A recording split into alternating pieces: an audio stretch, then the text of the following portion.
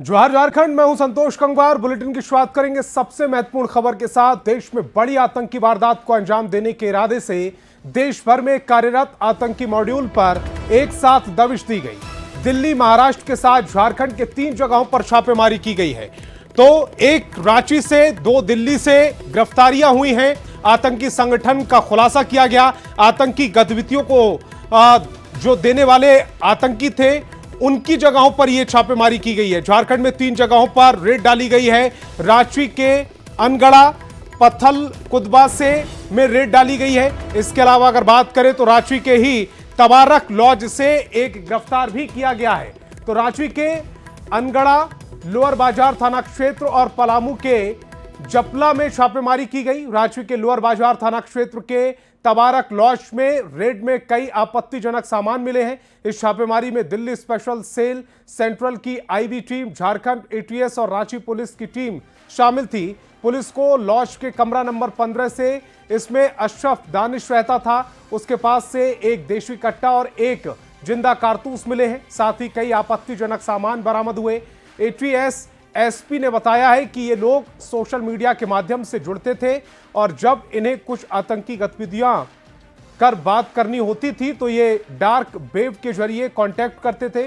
वहीं इनके द्वारा किसी बड़ी वारदात को अंजाम देने की आशंका थी, क्योंकि जो सामान बरामद हुआ है उससे बड़ा धमाका करने का सामान तैयार किया जा रहा था। अनगढ़ा और पलामू के जपला में भी टीम ने छापेमारी की, लेकिन वहां से कुछ भी बरामद नहीं हुआ, जिसकी वजह से उन लोगों को बॉन्ड पर छोड़ दिया गया है। आज में पता चला है कि ये एक जो भी लोग इसमें थे, ये लोग रैंडमली एक दूसरे को पिछले कुछ वर्षों से जानते हैं। इससे पहले इनकी जान पहचान नहीं थी। सभी जो लोग हैं, ज़्यादातर लोग अलग अलग भारत के अलग अलग हिस्सों के रहने वाले हैं, महाराष्ट्र, दिल्ली और रांची। तो इन लोगों का आपस में जो इस्टेब्लिशमेंट हुआ था पहले कुछ सोशल मीडिया साइट्स के थ्रू, उसके बाद ये लोग दूसरे प्लेटफॉर्म पर शिफ्ट हो गए थे। दूसरे प्लेटफॉर्म को यूज करके जो कम्युनिकेशन होता था उसका प्रयोग कर रहे थे। तो जो किस तरीके से आपस में इन लोगों की बातचीत शुरू हुई है या हाल फिलहाल में कौन कौन से प्लेटफॉर्म पे आपस में ये लोग कम्युनिकेट करते थे, हम लोग अब उस पर आगे जांच पड़ताल करें। झारखंड से एक बार फिर आतंकियों का तार जुड़ा है। राजधानी रांची के तबारक लॉज में झारखंड एटीएस के साथ साथ अगर बात की जाए तो दिल्ली पुलिस, सेंट्रल आईबी की टीम ने छापेमारी की। ये वही कमरा है जहां से आरोपी को, जो संदिग्ध है, उसे गिरफ्तार किया गया है। जो दानिश है वो इसी कमरे में 2024 से रह रहा था। 15 नंबर ये कमरा है और यहाँ पर उसने रहने के लिए बाकायदा अपना आधार कार्ड भी सबमिट किया था, जिसके बाद उसे यहाँ पर जो कमरा है वो दिया गया था। कई बच्चे जो यहाँ पर हैं वो पढ़ाई के लिए रहते हैं और यहाँ से जो जानकारी मिलती है, यहाँ पर जो पढ़ने लिखने वाले बच्चे होते हैं उन्हें कमरा दिया जाता है। हाँ जी, पढ़ने लिखने वाला को या कोई आया जॉब वाला तो उन लोग को दिया जाता है डॉक्यूमेंट्स लेकर के। तो क्या कुछ डॉक्यूमेंट्स लेते हैं आप? वही आधार का नंबर लेते हैं और उसी के हाँ। ये कब से रह रहा था यहाँ पर? लगभग 16-17 महीना से जो हैं वो यहाँ से कई अहम जानकारियाँ जो हैं वो बरामद हुई हैं। फिलहाल तमाम चीज़ों को लेकर जो पूछताछ है वो की जा रही है। दिल्ली स्पेशल की टीम हो, जॉइंट जो सेंट्रल आईबी की टीम, झारखंड एटीएस और रांची पुलिस, इन तमाम टीमों के द्वारा यहाँ पर छापेमारी की गई थी और फिर यहीं से जो दानिश को है वो अपने साथ ले गई है। अब देखना होगा कि पूछताछ में किस तरह से जानकारियाँ जो हैं वो सामने आती है और कौन कौन से अहम, अगर कहा जाए तो, तार हैं वो देश भर में फैले हैं या फिर इसके संगठन के विस्तार को लेकर या ये किस तरह का काम कर रहा था। इससे जुड़ी हुई तमाम जानकारियों पर सुरक्षा एजेंसियों की पैनी नजर है। कैमरामैन संत के साथ ओम प्रकाश, न्यूज़ 18 रांची। रांची से बड़ी खबर है। संदिग्ध आतंकी दानिश कोर्ट में पेश हुआ। कोर्ट ने ट्रांजिट रिमांड को मंजूर किया है। बरामद सामान कोर्ट में पेश किया गया। कोर्ट के आदेश पर सभी सामान सील कर दिया गया। आरोपी को लेकर दिल्ली जाएगी स्पेशल टीम। आईएसआईएस मॉड्यूल से जुड़ा है ये आतंकी। रांची से ये बड़ी खबर इस समय आपकी टेलीविजन स्क्रीन पर। संदिग्ध आतंकी दानिश कोर्ट में पेश किया गया। कोर्ट ने ट्रांजिट रिमांड मंजूर की। बरामद सामान कोर्ट में पेश किया गया। कोर्ट के आदेश पर सभी सामान को सील कर दिया गया। आरोपी को लेकर दिल्ली जाएगी स्पेशल टीम। आईएसआईएस मॉड्यूल से आतंकी जुड़ा है।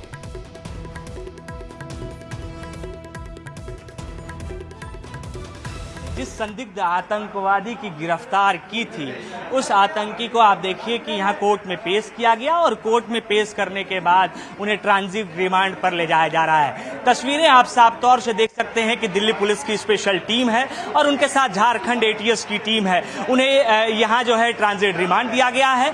कोर्ट में पेशी से पहले की अगर आप जिक्र करेंगे तो कोर्ट में सभी सामान प्रस्तुत किए गए जो भी इस आरोपी के पास से लिए गए थे, उन तमाम चीजों को सील भी किया गया। कोर्ट ने आदेश दिया कि जो भी सामान यहाँ प्रस्तुत किए गए हैं उन सभी को सील किया जाए और उसके बाद यहाँ से ले जाया जाए। ये तस्वीरें आप देख सकते हैं कि दिल्ली पुलिस की स्पेशल टीम है, एटीएस के जवान हैं और यहाँ से उन्हें जो है वो ट्रांजिट रिमांड के बाद ले जाया जा रहा है। बीच में आपको दिख रहा होगा महज 23 वर्ष का वो लड़का जो संदिग्ध आतंकवादी है उसे गिरफ्तार किया गया है।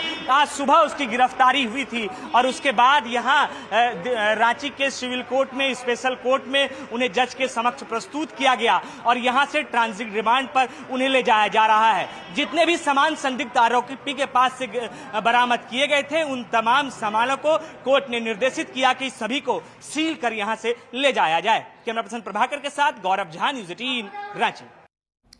और बोकारो में डीएमएफटी फंड में 500 करोड़ से अधिक के घोटाले का मामला सामने आया, जिसको लेकर नेता प्रतिपक्ष बाबूलाल मरांडी ने भी सरकार और मुख्यमंत्री पर सवाल उठाए। आरटीआई से इस घोटाले का पर्दाफाश हुआ। नया मामला डिस्ट्रिक्ट मिनरल फाउंडेशन के फंड से बोकारो जिले में हुई खरीदारी और आपूर्ति के लिए हुए टेंडर में गड़बड़ी सामने आई है। नया मामला स्कूल में टैब लैब बनाने का है। रांची की संस्कारा एजेंसी को बोकारो जिले के 260 स्कूलों में टैब लैब की स्थापना के लिए करोड़ों भुगतान किया गया, लेकिन स्कूलों में लैब बनी ही नहीं, सिर्फ टैब की आपूर्ति कर कई गुना ज्यादा पैसे आवंटित कर दिए गए। एजेंसी ने ट्रेनिंग और 2 साल के मेंटेनेंस की बात कही थी, लेकिन अब तक कहीं भी ट्रेनिंग नहीं कराई गई है। फिर पढ़ते हैं टैब में, मतलब कैसे पढ़ते हैं? लैब तो है कि नहीं? लैब नहीं है।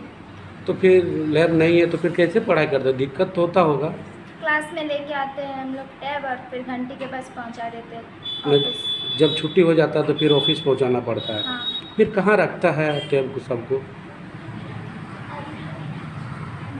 अलमीरा में। अलमीरा में रखता है। तो दिक्कत तो होता है। हाँ। क्या चाहते हैं कि लैब बने स्कूल में? क्योंकि टैब आया है, 30 टैब आया है, उसके साथ उसका चार्जर है, हेडफोन है और इसके अलावा कुछ भी नहीं मिला है। इसके द्वारा मैं बच्चों को उसमें जो सब्जेक्ट है, टॉपिक है, उसे पढ़ाते हैं। खबर रामगढ़ से, जहां रांची रामगढ़ राष्ट्रीय राजमार्ग 33 के चुट्टू पालू घाटी में अलग अलग सड़क हादसे में 3 लोगों की मौत हो गई। चावल लोड करके हरियाणा नंबर की जा रही तेज रफ्तार ट्रक घाटी के घुमावदार तीखे मोड़ पर सड़क पर पलट गई। इस घटना में ड्राइवर और खलासी की ट्रक के नीचे दबने से मौत हो गई। वहीं एक अन्य घटना में तेज रफ्तार ट्रेलर ने बाइक को रौंद दिया, जिससे बाइक सवार की मौके पर ही मौत हो गई। तस्वीर इस समय देखिए आपकी टेलीविजन स्क्रीन पर।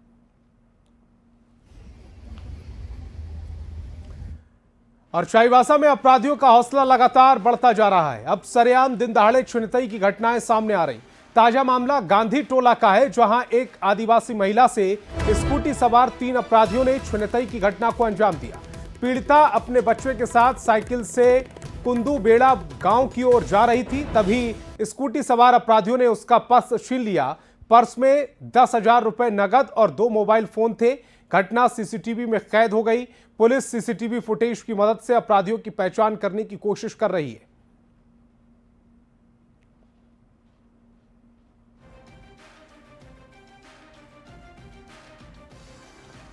और गुमला से बड़ी खबर है, लापता सफाई कर्मी का शव बरामद हुआ है। नगर परिषद कर्मी था अनिल केरकेट्टा, लापता होने की रिपोर्ट दर्ज कराई गई थी। नदी से अनिल का शव मिला है। परिजनों ने हत्या की आशंका जताई है। मामले की छानबीन में पुलिस जुट गई है। गुमला से यह बड़ी खबर, जहां लापता सफाई कर्मी का शव बरामद हुआ है। नगर परिषद कर्मी था अनिल केरकट्टा, लापता होने की रिपोर्ट भी दर्ज कराई गई थी। नदी से अनिल का शव मिला है। परिजनों ने हत्या की आशंका जाहिर की है। मामले की छानबीन में पुलिस जुट गई है।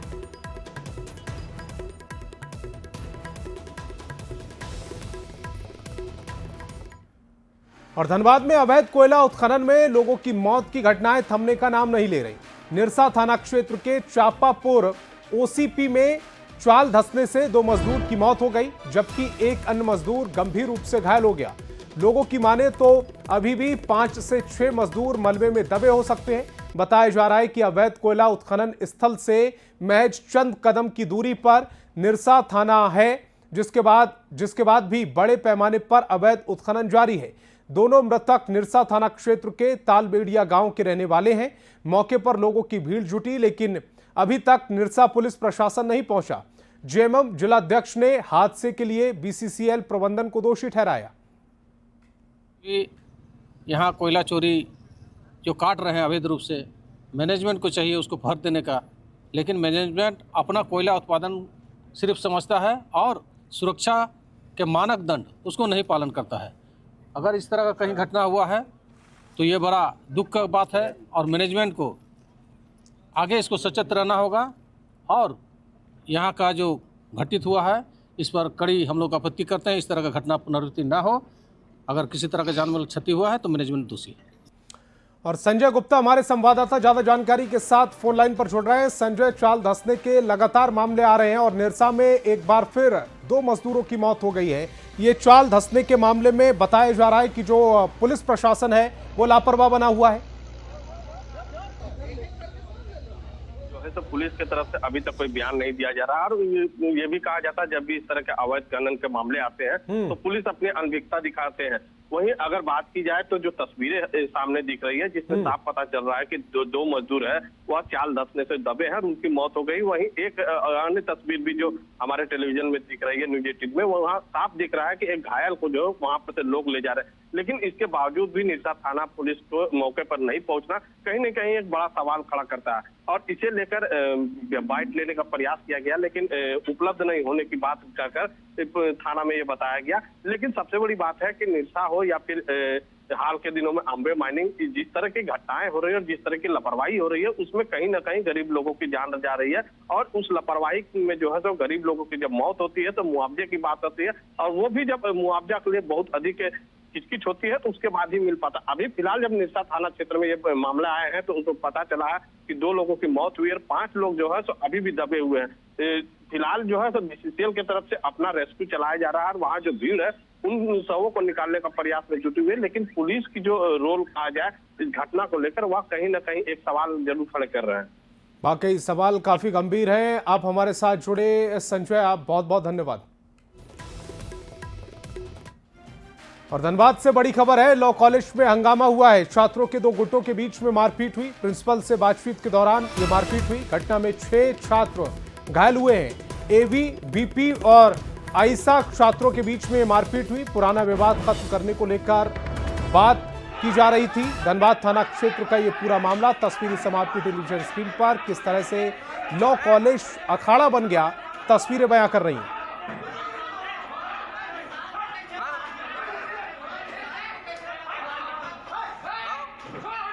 ज्वाइन किया है, लगातार मेरे ऊपर हमला किया जा रहा है। सौरभ कुमार सिंह के द्वारा लगातार मेरे ऊपर हमला किया जा रहा है और उल्टा हमें ही साजिश में फंसाने की कोशिश की जा रही है।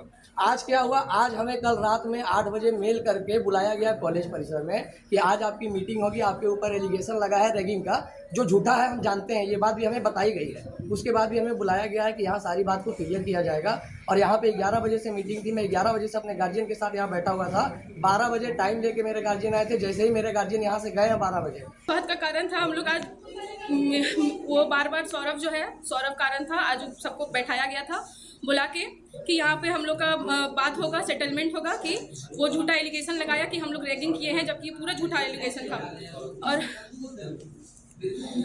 सौरभ का परिवार भी था, सौरभ का परिवार भी आया था, सौरभ आया था। परसों कोई टीचर डे का प्रोग्राम था तो हम लोग आए हुए थे। उसमें एक सौरभ नाम का लड़का है कतरास का, उसके साथ थोड़ा सा हाथ झपड़ हुआ था।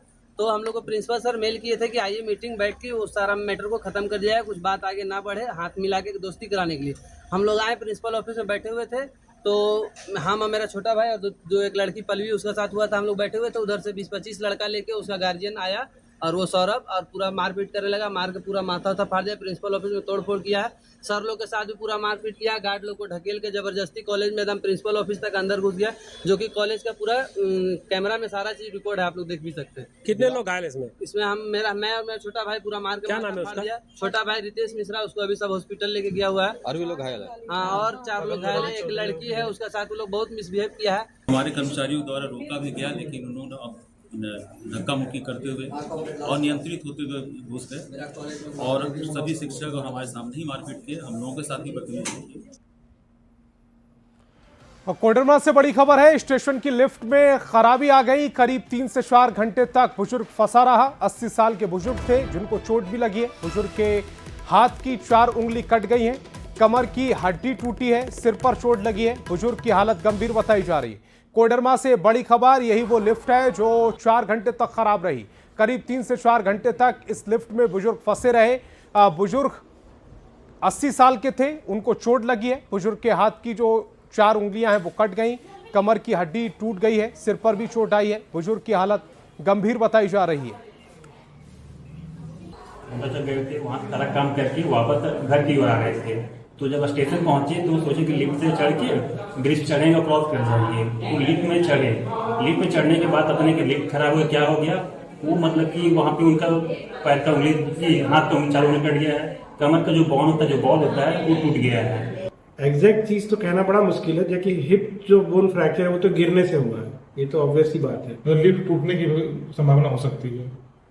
देखिए, मतलब पेशेंट गिर जाए, जनरली ये फ्रैक्चर फॉल से होता है, और हाथ में जो इंजरी है वो ऐसा लग रहा है कि किसी भारी चीज के इस घास के ऊपर गिरने से वो चॉप ऑफ होके अलग हो गया। क्योंकि आप देखेंगे जो इंजरी जब खोलेंगे उसको हम लोग, ये पूरा हिस्सा कट के अलग हो चुका है। और रांची नगर निगम की ओर से अतिक्रमण हटाओ अभियान जारी है। निगम के अभियान से नाराज फुटपाथ दुकानदारों ने जमकर हंगामा किया। अरगोड़ा चौक से अशोक नगर के रेहड़ी पटरी वाले ने नगर निगम के खिलाफ नारेबाजी की। उनका आरोप है कि अतिक्रमण हटाने के क्रम में कई बार उनके ठेले और पूंजी को भी नुकसान पहुंचाता है। ऐसे में छोटे दुकानदारों निगम से यह सवाल पूछ रहे हैं कि आखिर अब वह अपनी रोजी रोटी कहां से कमाए। ज्यादा जानकारी दे रहे हमारे संवाददाता निरंजन सिंह। नगर निगम द्वारा शहर के विभिन्न जगहों पर अतिक्रमण मुक्त अभियान चला रही है। पर्व त्योहार का दौर चल रहा है, लेकिन फुटकर दुकानदार जो अपना दैनिक जीवन यापन करते हैं उनका भी इसी से जुड़ा हुआ है। अब देखें कि वो सड़क पर उतरकर आंदोलन कर रहे हैं। रेहड़ी पटरी गुमटी हो, चाहे जिस तरह से भी दुकान लगा रहे हैं, उनका अतिक्रमण को लेकर के नगर निगम के द्वारा लगातार मुक्त किया जा रहा है। इसी संदर्भ में यहाँ पर आप देखें कि अशोक नगर रोड नंबर 4 के पास रेहड़ी पटरी दुकानदार यहाँ पर आंदोलन कर रहे हैं। हम सीधे बात करेंगे। 2014 का जो कानून जो मेरे पर क्या है, 2014 को कानून मेरा यानी कि पान का दुकान है, पान का दुकान है। 2014 के कानून के अनुसार से हमारा सबसे पहले नगर निगम को यानी कि सर्वे करना था। सर्वे करके ये वेंडर सर्टिफिकेट हमको देना था। वेंडर सर्टिफिकेट बहुत कुछ को मिला है, बहुत कुछ को नहीं मिला है। और जबरन यानी कि नगर निगम को हम लोग 2 दिन पहले यानी घेराव किए थे, उसमें आश्वासन साफ तौर से यानी बोला था कि अतिक्रमण हम लोग नहीं करेंगे अभी, मगर नगर निगम ने फिर हमको देख रहे हैं कि आज यानी खबर मिला कि 4 नंबर में रोड में हटाव पटाव कर रहा है, जबकि यहाँ पर वेंडर सर्टिफिकेट है मेरे पास। उसके बाद भी हम लोग को नगर निगम ने हटाव पटाव कर रहा है। चलिए, क्यों आंदोलन कर रहे हैं? असल में हमने 2 दिन पहले भी नगर निगम के गैर कानूनी कार्रवाई, जो भी नगर निगम फुटपाथ दुकानदारों को अतिक्रमण हटाने के नाम पर हटा रही है, वो सरासर गैर कानूनी है। नगर निगम धारा 37, धारा 38, 39 और 40 का सरासर उल्लंघन कर रही है। हमने उनके लिए आंदोलन किया। प्रशासक ने हमें आश्वासन दिया कि हमने उजाड़ने की कार्रवाई, दुकानदारों को उजाड़ने, फुटपाथ दुकानदारों का नहीं, हम संगठन के लोग हैं, हमारा संगठन है, हम पूरे देश भर में। मेरा सैलून दुकान है रोड नंबर 5 में। तो आंदोलन आप कर रहे हैं, तो नगर निगम आपका क्या बोला है? बोला है हम लोग को लाइसेंस दिया है कि नगर निगम से, फिर भी हम लोग को दुकान हटाया जा रहा है। और आज फिर हटाने आया था। उसमें से कुछ दुकानदार लोग हटाए हैं, कुछ नहीं हटाए हैं। पूरे रांची शहर में नगर निगम लगातार जो अतिक्रमण किया हुआ है उस पर अभियान चलाए हुए है। इसी संदर्भ में अशोक नगर के रोड नंबर 4 के पास फिर एक बार अतिक्रमण को हटाया है। कैमरामैन प्रभाकर के साथ निरंजन सिंह, न्यूज़ 18 रांची। और राजधानी रांची में नगर निगम के ट्रैक्टर चालक आंदोलन पर उतरे। आंदोलनरत ट्रैक्टर ड्राइवर ने निगम के अधिकारियों के चैम्बर को घेर लिया। नगर आयुक्त सुशांत गौरव के चैम्बर के बाहर बड़ी संख्या में पहुंचे ट्रैक्टर ड्राइवरों ने अपनी मांग रखी। उन्होंने बकाया पैसे दिए जाने की मांग उठाई। नगर आयुक्त ने बकाया पैसा दिए जाने का भरोसा दिया। ट्रैक्टर मालिकों ने बिना नोटिस के ही काम से हटा दिए जाने पर नाराजगी दिखाई। साथ ही टेंडर प्रक्रिया में भी ट्रैक्टर मालिकों को छूट की मांग उठाई है। आने के पहले ही वो टेंडर की प्रक्रिया है वो अपनी होगी।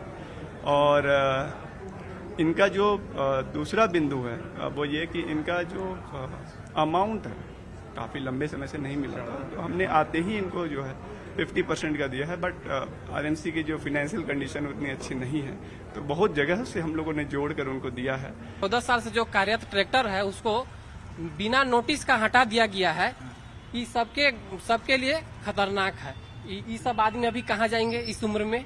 कम से कम ई लोग को रख लेना चाहिए। जो टेंडर प्रक्रिया चल रही है उसमें कम से कम इतना गाड़ी को ऐड करना चाहिए, उसके बाद टेंडर में अपना दूसरा गाड़ी को रखना चाहिए। हम लोग की यही बात है। और झारखंड के पूर्व सीएम रघुवर दास ने बालू घाटों की नीलामी को लेकर राज्य सरकार पर निशाना साधा और पेशा कानून नियमावली लागू नहीं कराना राज्य सरकार की एक साजिश बताई। साथ ही पत्थल गड़ी से सिर्फ अफीम की खेती के लिए होने की बात कही। झारखंड की प्राकृतिक संसाधन किस प्रकार सरकार के संरक्षण में चलने वाले सिंडिकेट, चाहे वो कोल सिंडिकेट हो, चाहे बालू सिंडिकेट हो, चाहे पत्थर सिंडिकेट हो, चाहे वो कोयला सिंडिकेट, ये सिंडिकेट ही सरकार को चला है। और उस सिंडिकेट और अवैध धंधे में जो भारी राजस्व इन नेताओं के जो जेब गर्म हो रहा है, इसके कारण पेशा नियमावली लागू। स्वर्गीय शिबू सोरेन के बड़े बेटे और झारखंड आंदोलन के प्रणेता पूर्व विधायक स्वर्गीय दुर्गा सोरेन की पुण्यतिथि आज है।